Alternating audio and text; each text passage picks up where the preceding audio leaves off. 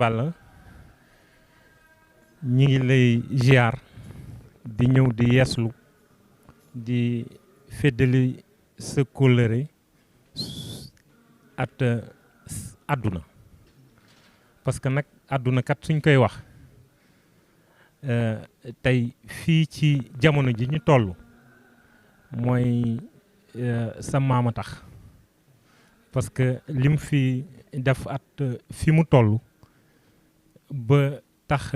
li yëngal jamono muy diggante Russie at fële ñuy wax que ni bëgg kaa teggi sax ci biir Russie bokk ci biir Russie parce que ñun duñ ko nangoo def ñun nekk der bu ñuul nekk benn nit bu ñuul bu nekk ci seen biir nekk benn africain nekk sénégalais waaye nag nekk sa njaboot yàlla def ñun sa njaboot lañ loolu lépp sa barke la ba tax na fii ñuy wax muy livre bii ñu yor man rek maa fi nekk ci àdduna bi ba mu daj nit ku ñuul man maa fa nekk noonu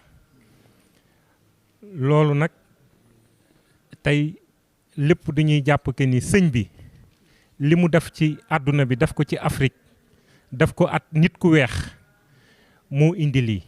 moo tax ñun Sénégal fu ñu dem rek sëñ Touba moo ñu fay téye loolu moo tax fu ñu dem tamit kenn duñu fa jiitu loolu moo waral tey président Macky Sall mooy premier président africain di benn président nit ku ñuul koo xam ne Russie yi bind nañ ko ci seen journal bi nag duñ fi bind ku nekk bañ ko waxee am na benn njiitu réew ci Afrique bu ma woo ba ma ñëw mu ne ma dama lay jox nationalité ba pare jox la téeméeri million nga bind ma fii nga fexe ba ñu bind ma fii waaye Macky Sall mii sax si sensu Serigne Touba la amee ñu bind ko fii kon boog loolu mënoon naa nangu loolu yëpp parce que alal daa neex waaye sëñ Touba mën nañu ci suñu deret ba mënuñoo nangu loolu moo tax ñu bind ko fii bi loolu weesoo ñu wax ne sëñ bi ñii toog indiwuma leen sëñ bi leen indi dama àggala rek li tax ma yeggale nag mooy suñ ma tuddoon faneen ma yóbbu leen ñoo ma tudd Touba kon boog ñoom ñoo tànn Touba ñoo xam li fi nekk loolu moo waral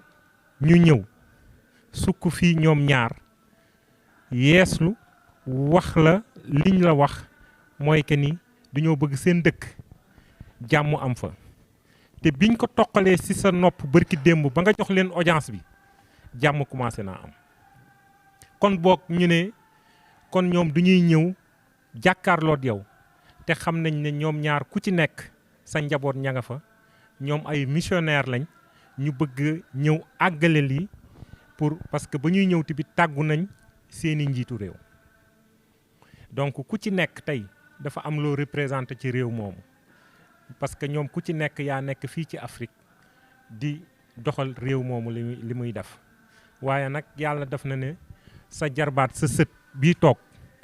moom la yàlla def ci sa barke maam ci liggéeyu sëñ Touba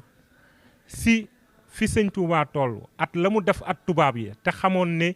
bis dina ñëw ñun ñu jiite leen moo tax tey ñun ñu jiite leen. kàddu yi nga xam ne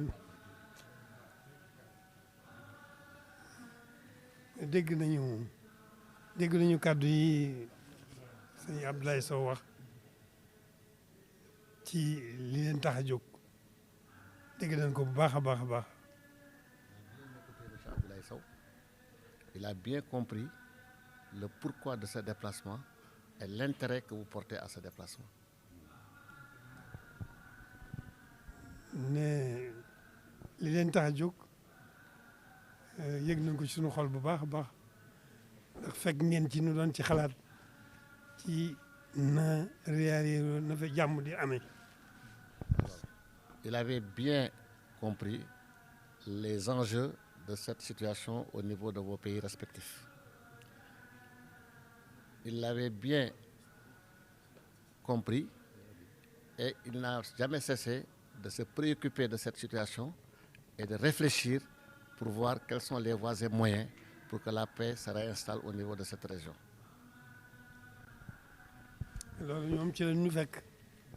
Il y était déjà avant que vous ne veniez. noo ngi nga xool di am métit ci la fa xew ay wa nga xam ne xew na fa. Ça me fait très mal de voir des hommes vivre une situation aussi dramatique et ça constitue aussi pour lui et pour la communauté une préoccupation de premier choix. lii ñoo ngi ci occasionné ci feeñal sunu tiis ci bokk gi ñu ko bokk ak ñoom xamuñu woon daañu fi ñëw waaye ñun loolu ci la ñu fekk. Il ne savait pas que vous alliez venir pour aussi lui montrer votre préoccupation à cette question. Ça a été déjà une préoccupation pour lui et il était en train de voir, de réfléchir comment trouver une solution de par des interventions, de par des prières, de par tout ce que vous voulez. Et que sans que vous n'en parliez, il était déjà dans cette préoccupation. neen comme wax leen ne leen léegi nañu na seen xel daal bu baax. Soyez rassurés. Comme l'a dit Abdoulaye, la tranquillité et les débuts de solutions ont commencé à poindre à l'horizon et ça va aller crescendo et Inch'Allah Rabbi, il y aura ce que l'on souhaiterait avoir dans cette situation.